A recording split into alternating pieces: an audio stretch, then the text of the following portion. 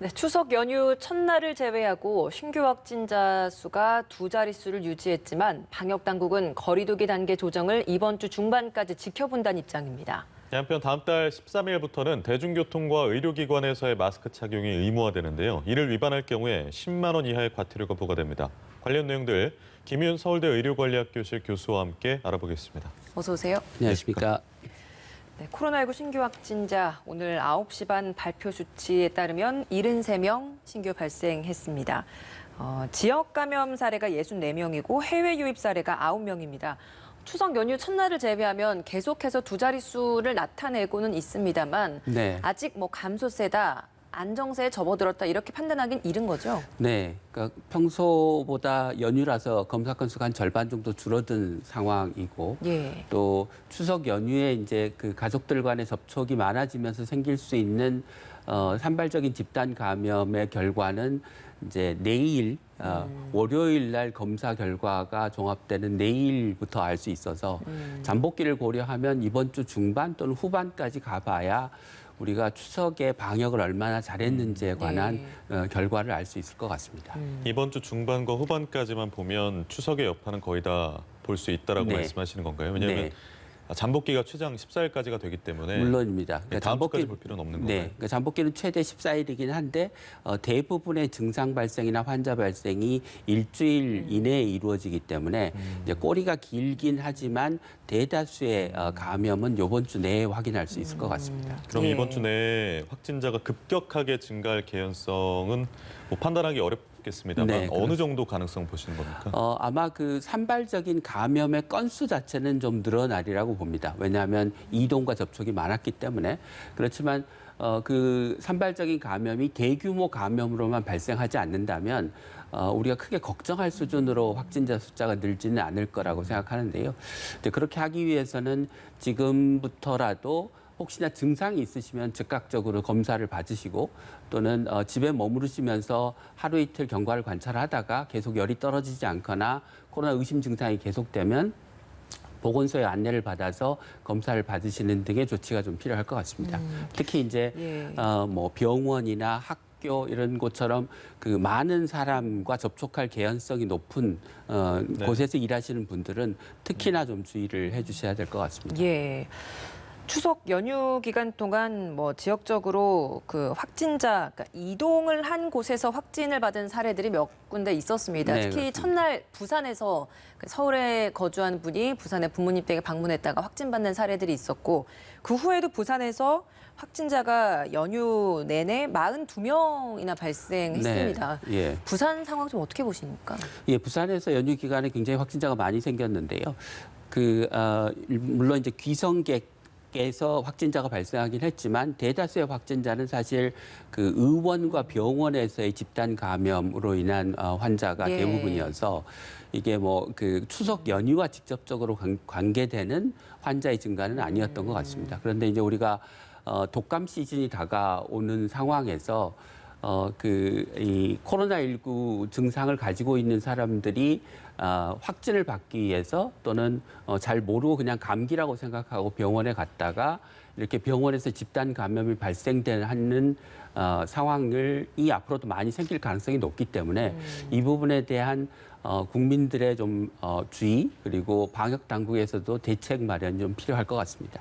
네, 그런가 하면 울산의 조부모 집을 방문했다가 감염된 서울 송파구 거주 초등학생이 확진을 받은 사례가 있습니다. 사실 이 사례 같은 경우에는 이번 추석은 예년에 비해서는 귀성 귀경길에 오른 사람이 많이 줄었다고는 합니다만 네. 많은 분들이 다녀오시고 또 하셨기 때문에 우리 주변에서 좀 더 나올 수 있는 개연성도 있을 거라고 네, 그렇습니다. 보시는 거죠? 예, 아무래도 그 추석 연휴를 전후해서 확진자 수가 늘어나는 것은 피할 수 없는 일이고요. 앞서 말씀드린 것처럼 증상이 있으면 즉각 검사를 받으시거나 집에서 머무르시면서 증상 경과를 좀 보시고 증상이 계속되면 즉시 검사를 받으시는 게 좋을 것 같습니다.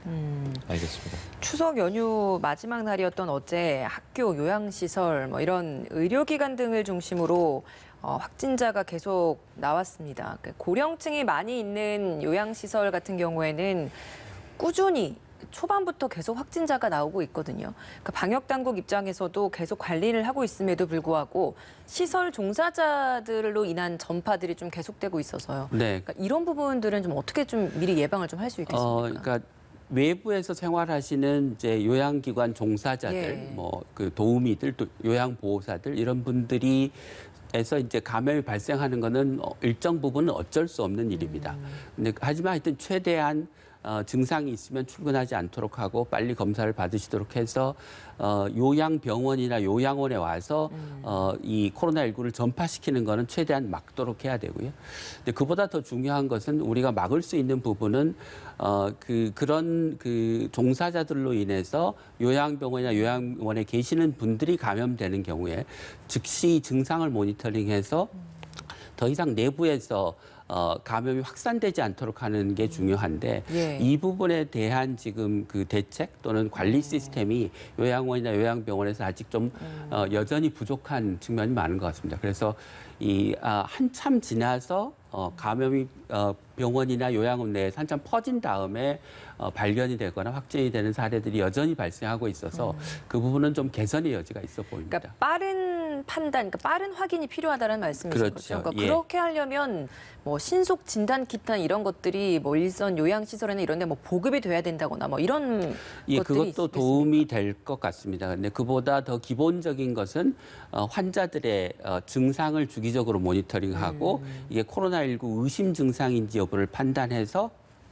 즉시 검사를 받도록 하는 그분들이 검사를 받도록 해서 모르는 채로 코로나19가 시설 내부에서 확산되는 것을 막는 게 대규모의 어떤 감염 사례, 그로 인한 사망자의 증가를 막는데 핵심적인 요인인 것 같습니다.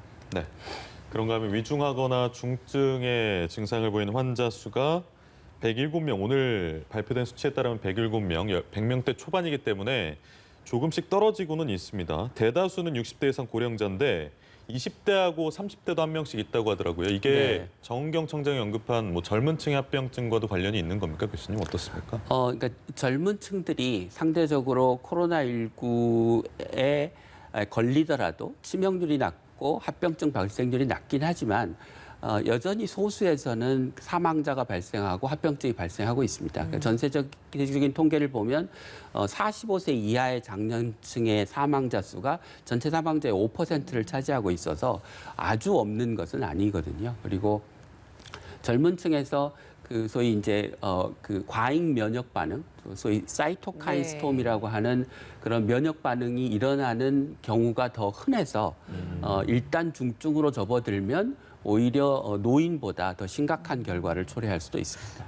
알겠습니다. 약간 젊은 층들도 가볍게 앓고 지나간다라는 생각으로 안심하면 안 된다라는 걸 보여주는 그런 사례들인 것 같습니다.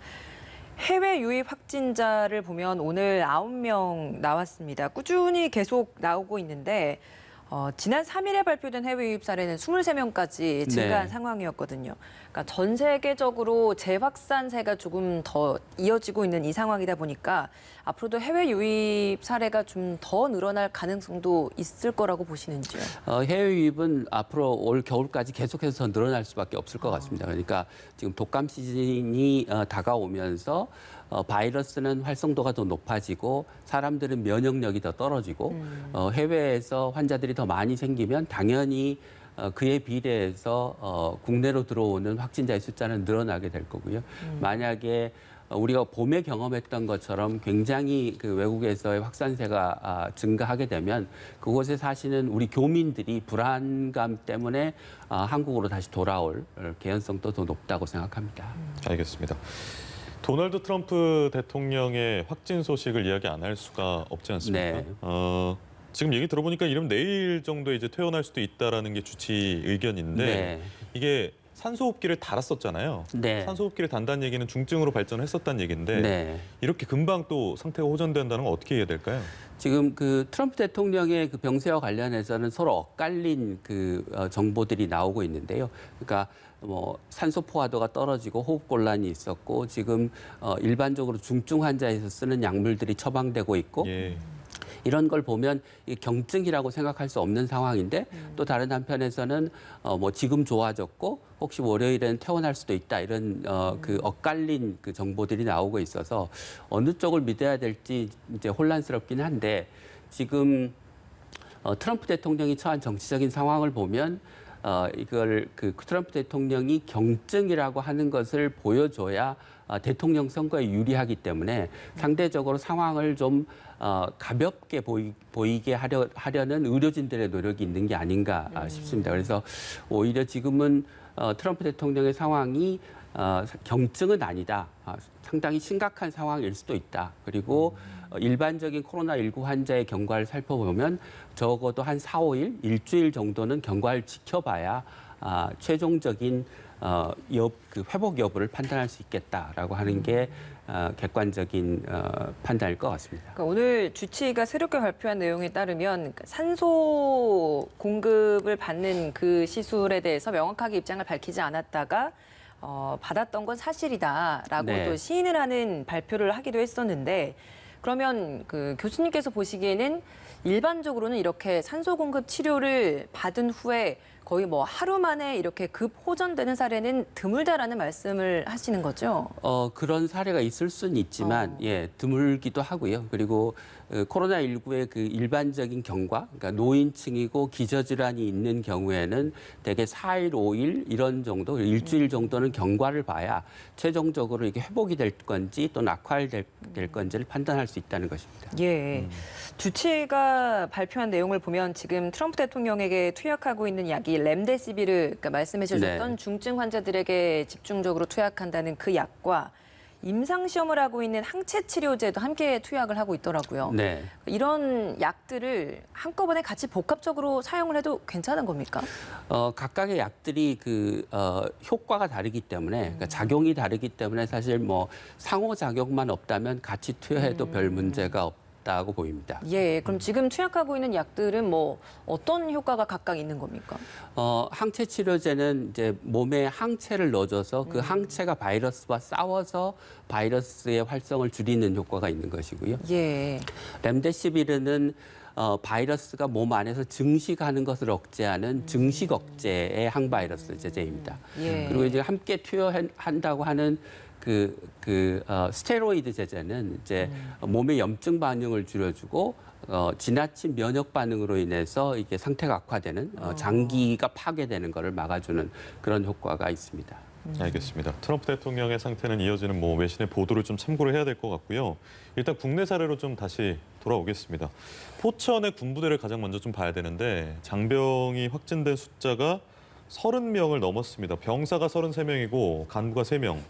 일단은 감염 경로는 파악되지가 않았는데 병사들의 경우에는 지금 외출이나 휴가, 외박 이런 것들이 다 막혀 있기 때문에 네. 굳이 뭐 초발 환자를 찾는다면 간부가 될 확률이 높겠습니다. 어떻습니까? 네, 아마 그럴 개연성이 높아 보입니다. 그러니까 집단 생활을 하는 군부대의 특성상 그 안에서 이제 한번 감염이 발생하면 많은 수의 환자가 발생하는 것은 좀 어쩔 수 없는 일인 것 같고요. 지금 부대 내에서의 전수검사가 이루어져서 네. 어느 정도 확진 규모가 확정이 됐기 때문에 지금보다 확진자 수가 뭐 더 늘어날 가능성은 높지 않을 것 같습니다. 그런데 이제 여전히 감염 경로가 파악되지 않았다는 점이 혹시 외부로 어떤 그 감염이 퍼졌을 가능성을 완전히 배제할 수는 없기 때문에 안심할 수 있는 상황이라고 할 수는 없을 것 같습니다. 네, 이게 7월에 포천에서 또 군부대 감염이 있었죠. 네. 여러 명 정도가 이제 감염이 네. 됐었기 때문에 7월 사례하고 연관성이 뭐 시차는 좀 있습니다만 있을 네. 가능성은 얼마나 보십니까? 그럴 가능성은 별로 없다고 생각합니다. 물론 이제 그때 생긴 뭐 조용한 전파자들의 그 전파가 내부에서 쭉 이어지다가 그게 지금 새로운 감염으로 나타날 수 있는 개연성은 있지만 그게 그렇다고 해도 이게 뭐 그걸 파악할 수 있거나 또 그게 이전 감염의 직접적인 원인이라고 하기는 어려울 것 같습니다. 그러니까 시간차가 너무 크다라는 말씀이신 거죠? 네. 알겠습니다. 개천절 광화문 집회에 대한 우려가 있었는데 경찰이 초강경 조치로 차단을 하면서 도심 내 대규모 집회는 열리지 않았습니다. 하지만 이 보수단체 측에서는 오는 9일에 있는 한글날에도 또 집회를 강행하겠다라는 이야기를 했습니다. 이번에는 강행을 하겠다 이런 의지를 재차 천명을 하고 있는 건데 정부는 역시나 강경 차단하겠다는 입장이지 않습니까? 정부의 이런 차단 조치에 대해서는 어떤 입장이신가요? 그러니까 지금 우리가 코로나19의 방역을 최우선을 두고 있는 시기에 이제 국민들이 기본권인 표현의 자유 또는 시위의 자유를 어떻게 보장할 것인가에 관한 문제인 것 같습니다. 그래서 저는 이번 개천절 시위처럼 예를 들면 9대의 소규모 차량 시위, 외부로 나오지 않고 뭐 한 사람이 탑승하고 구호도 외치지 않고 하는 정도가 방역과 표현의 자유, 시위의 자유 사이에 적절한 균형점이 아닌가 싶습니다. 그렇기 때문에 법원이 아마 그런 정도 형태의 시위를 허가했다고 생각합니다. 이번에도 만약에 한다면 그 정도의 수준이 적절할 것이다. 네. 알겠습니다. 네. 오는 13일, 그러니까 다음 주 화요일부터는 마스크 착용이 의무화가 됩니다. 그동안에는 계도 기간이었고 이제는 위반을 할 경우에 최고 10만 원의 과태료가 부과가 되는데 대중교통, 병원, 집회 등에서 반드시 마스크를 써야 되는데 인정되지 않는 마스크가 있다고 하죠. 네, 그러니까 이제 비말 차단 효과가 떨어지는 그런 마스크 또는 마스크의 대용품이 허용되지 않는다고 생각하시면 될 것 같고요. 뭐 스카프 또는 망사형 마스크 이런 것들이 허용되지 않고 일반적으로 우리가 뭐 KF9480 또는 덴탈 마스크라고 하는 그런 의료용, 보건용 마스크는 다 적용이 된다고 생각하시면 될 것 같습니다. 네, 제가 잘못 말씀드렸네요. 향후 한 달 동안 계도 기간이고 그 이후부터 과태료가 부과가 됩니다. 예. 이번 달 13일부터 시행이 되고 한 달간의 계도 기간을 거친 후에 그 한 달이 지난 11월 13일부터는 10만 원의 과태료가 부과된다라는 점 꼭 인지하시면 좋을 것 같습니다. 독감 백신 접종 관련된 이야기를 좀 해보겠습니다. 상온에 노출된 독감 백신 접종자가 연휴를 지나면서 2,000명 넘게 나왔습니다. 초반에는 굉장히 소수였는데 이게 점점 더 늘어나고 있고요. 네. 관련해서 정부가 내일이나 모레쯤에 이 상온에 노출됐던 백신에 대한 안전성에 대해서 발표를 하겠다라고 예고를 한 상황입니다. 근데 문제는 사실 처음에는 전라도 지역에 유통하는 과정에서의 문제가 있었기 때문에 그 지역만 좀 조심하면 되는구나라는 생각을 했는데 15개 시도에서 모두 이제 접종자가 나왔다라는 점인 것 같아요. 그러니까 가장 근본적인 문제가 어디에 있다라고 보세요?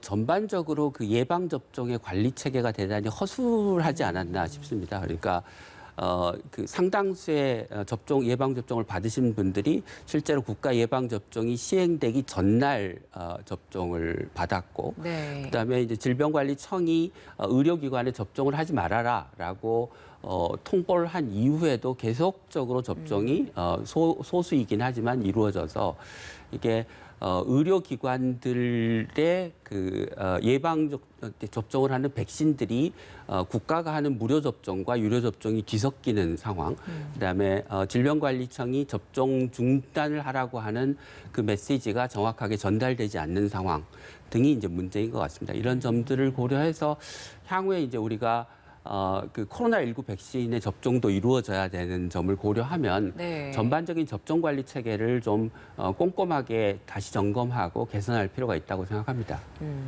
그러면 관리하는 차원에서 그러니까 접종하는 그 기관에서 관리도 굉장히 좀 중요한 거잖아요. 네, 그렇습니다. 그러니까 거기 기관에서 관리를 하는 것들을 꾸준히 지금은 모니터링하는 시스템은 마련돼 있는 건가요?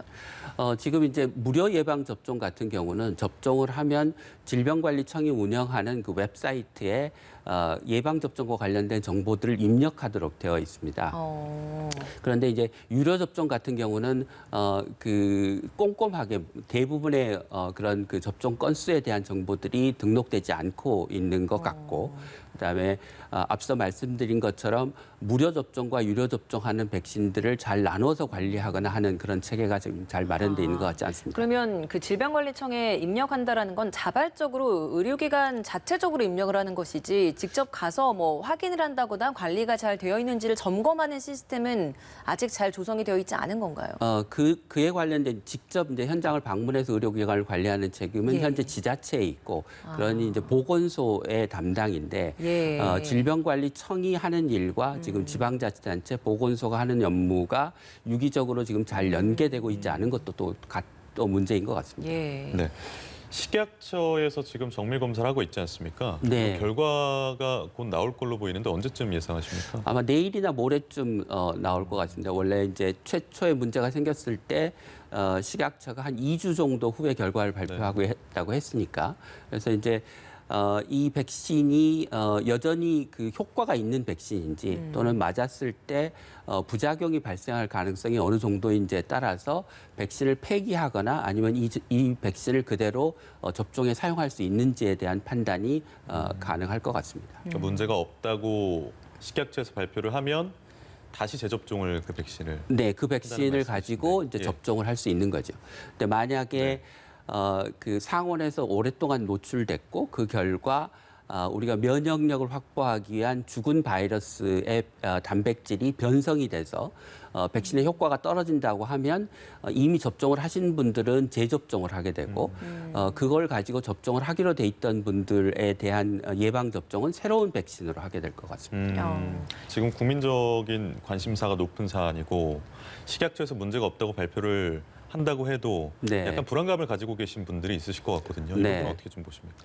근데 이제 이게 보통 상온에 노출되었을 때 굉장히 민감하게 불안정해지는 백신은 살아있는 바이러스로 만들어진 백신인데 이 독감 백신처럼 죽은 바이러스로 만든 백신은 상대적으로 상온에 좀 두더라도 안정적인 걸로 알려져 있습니다. 그래서 상온에 노출된 시간이 그렇게 길지 않고 지금 상대적으로 안정적인 사백신이기 때문에 그 상온 노출로 인해서 효과가 떨어지거나 부작용이 발생할 가능성은 높아 보이지는 않습니다. 그래서 식약처가 아마 정확한 결과를 내놓을 것이고 국민들이 그 식약처의 검사 결과를 아마 신뢰하실 수 있을 신뢰하셔도 거라고 된다. 생각합니다. 알겠습니다. 예, 그러니까 기온이 오늘도 아침에 뚝 떨어져서 쌀쌀함이 느껴질 정도였단 말이죠. 그러니까 앞으로 이제 가을이 지나고 겨울이 오면 더 쌀쌀해지면서 감기 걸리는 환자들도 좀 많이 늘어날 것 같은데 이렇게 백신 접종에 대한 불안감이 좀 커지다 보면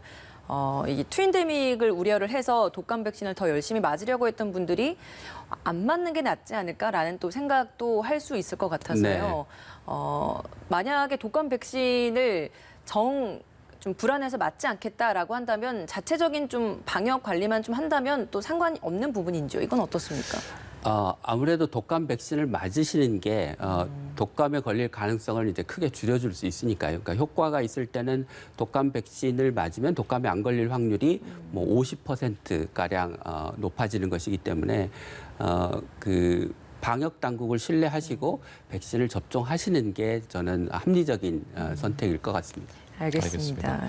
여러 가지로 참 분수령에 서 있는 시점이 아닐까 싶어요. 추석이라는 능선을 좀 넘긴 했는데 잘 넘었는지 봐야 되고 그리고 이제 오늘도 김대현 앵커가 얘기했지만 굉장히 추운 날씨, 쌀쌀한 날씨가 시작이 되면 바이러스가 번식하기 좋은 그런 계절이 될 테고요. 네. 이런 시점에서 국민들에게 의료진으로서 얘기하고 싶으신 부분, 당부하고 싶으신 말씀이 있으시다면요. 어떤 게 있겠습니까? 예, 그러니까 이제 11월에 접어들면 독감 시즌이 되는데 독감 시즌이라고 하는 거는 바이러스는 활동력이 더 높아지고 사람들은 면역력이 떨어지고 춥기 때문에 실내에서 생활을 더 오랫동안 하게 되고 그러면 감염에 유리한 세 가지 조건이 모두 다 갖춰지게 됩니다. 그러니까 바이러스는 더 강해지고 사람은 약해지고 환경은 바이러스 감염에 걸리기 쉬운 환경이 되는 상황이라 이제까지 우리가 노력해왔던 일상적인 방역 수칙을 잘 지키는 것, 방역 당국을 신뢰하고 방역 지침을 잘 준수하는 것이 올 겨울 내년 봄까지는 잘 이어져야 우리가 그 방역과 일상의 조화를 잘 지켜나갈 수 있지 않을까 싶습니다. 네, 알겠습니다. 오늘 말씀 여기까지 듣겠습니다. 김윤 서울대 의료관리학 교실 교수와 함께했습니다. 고맙습니다. 감사합니다.